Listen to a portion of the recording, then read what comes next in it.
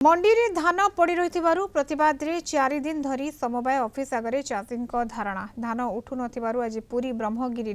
रामचंद्रपुर समवाय समिति आगे धारणा रे बसिछंती चाषी 4 दिन हेलाणी ऑफिस को आसुनाहांती कर्मचारी एपटे मंडी रे धान पड़ी रही कालबैशाखी वर्षा रे धान भिजी नष्ट होउछि आइस्कान होइथिले धान बिक्री होई पारि थांता मंडी धान न उठिबा प्रतिवाद रे आज को 4 दिन हेलाणी समवाय समिति आगे बसी रहिछंती चाषी धान उठिबा पई दलाल किछि टंका मागिथिबा अभियोग मध्य उठिछि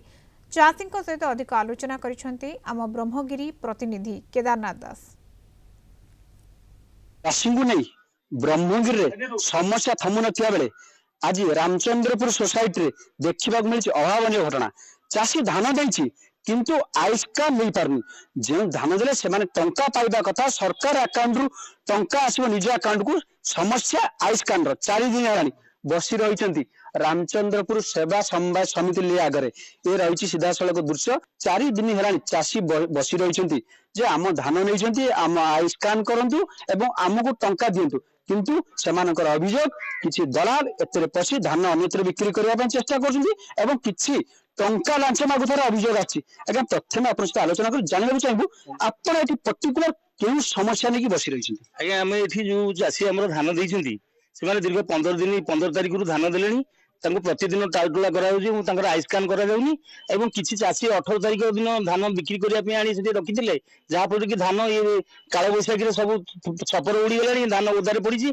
मेलर भी जाऊना धान दवाई आम 16 तारिख टोकन देला 25 तारिख धान आम उठे नेले नापर कम सरपंच निजे उपस्थित अच्छी सी कह दीटा कि मंडी एकाठी रहा पड़ो ना हेनी आम कहते आम निज लोक से कथा किसी जानू बीजेपी सभापति देले कालीचरण बारिकी आमको मागिदे टंका दियो टंका ना धान सब जीवनी आम कहते आम तो अभाव आम देवु पचे 100 टका 100 टका देलु अपेक्षा तो बहुत अच्छा आम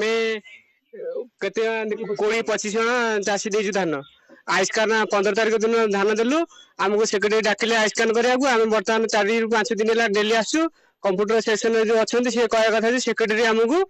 बंद कर आइस्कान करने सबुद डाकुं आज 10टा बेलू डाकिले आम फेरिकी गलु